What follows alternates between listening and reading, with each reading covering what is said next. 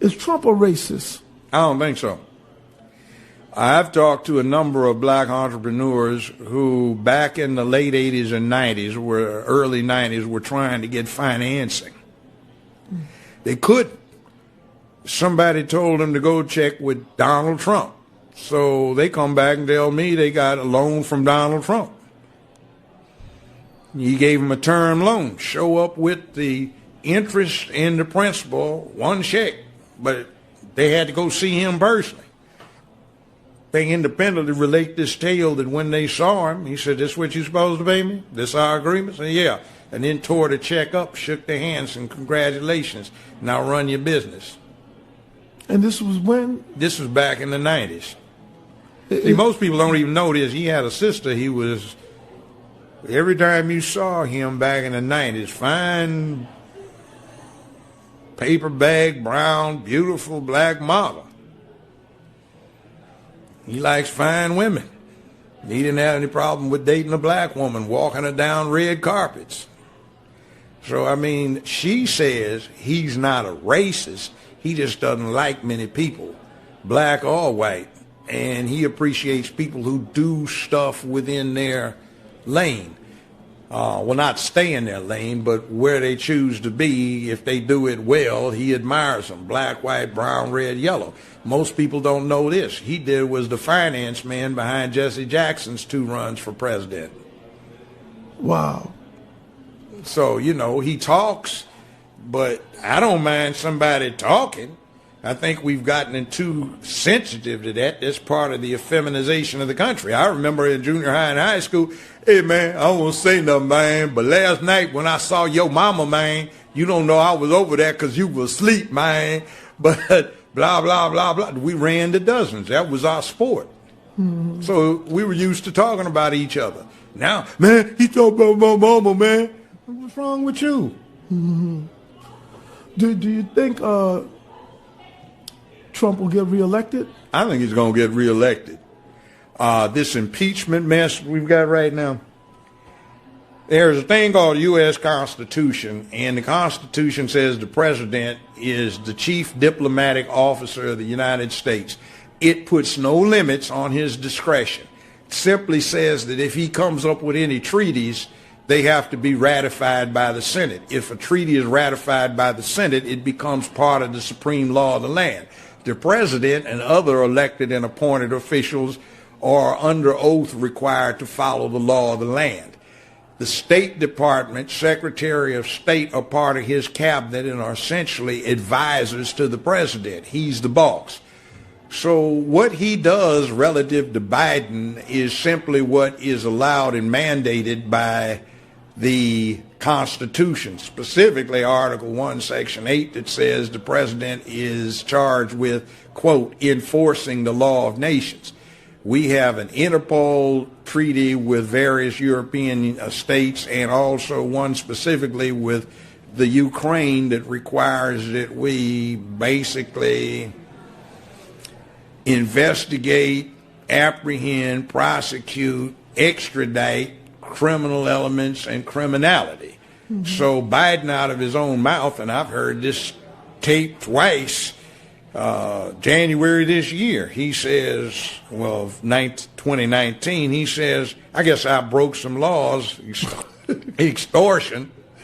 I told the Ukrainians if they didn't get rid of this the prosecutor's name is Scola, the anti-corruption prosecutor. Yeah, he said if you don't get rid of him, we'd withhold $85 billion in loan guarantees. So his son, who had just been discharged for the military for being a junkie, had a drug problem, had no history in business. He affiliates with this, and at the time, Biden was in charge of the U.S.'s Ukrainian posture and relations. Obama had assigned him that. And by implication, he brought Obama into committing a crime in office, which is a felony. It's extortion. He committed one, extortion, by out of his own mouth.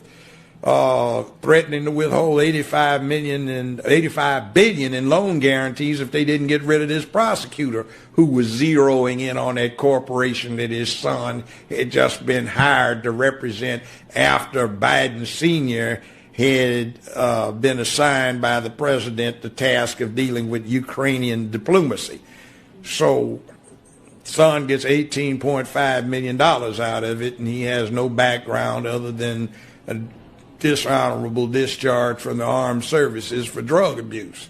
But one last question. Do you think black people are missing an opportunity with Trump? Oh, yeah. See, you've got somebody that is not a lifetime Republican.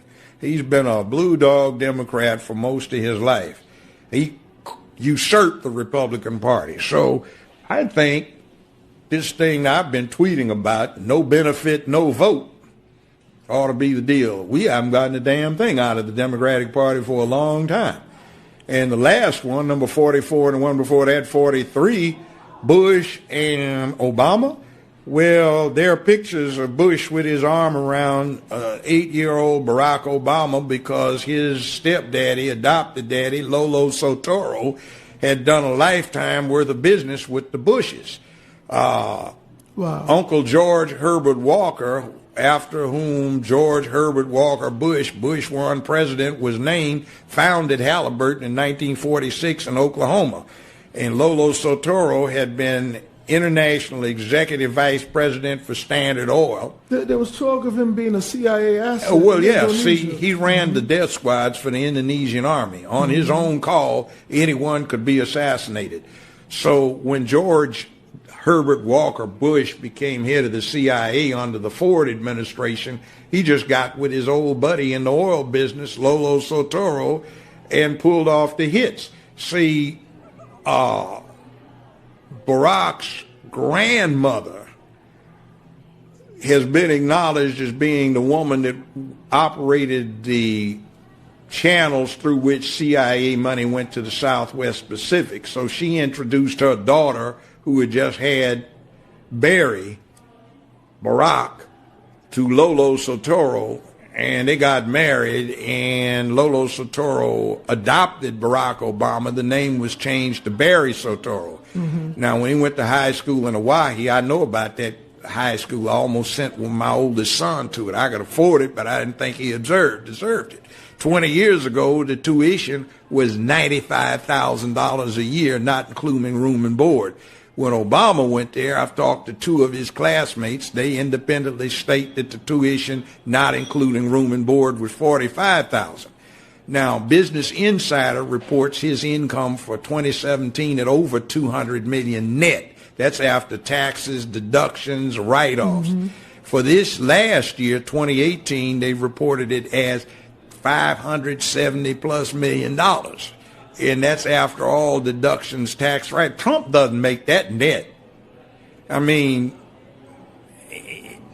even some of the richest people in America don't make that. Why? Because when his stepdaddy died, he was one of the 10, 15 richest men on earth. And he left everything in a trust fund operated out of Indonesia, so the American government can't touch it. That makes Barack Obama 1/3 beneficiary for the assets of one of the 10, 15 richest men on earth. See, so we got a game run on us. So, you know that little thing that Bush W does when he gets with Michelle, they giggle and he gives her candy. The inside thing, is that supposed to be the same kind of candy he used to give to her husband when he was 6, 7, 8 years old? Oh, wow.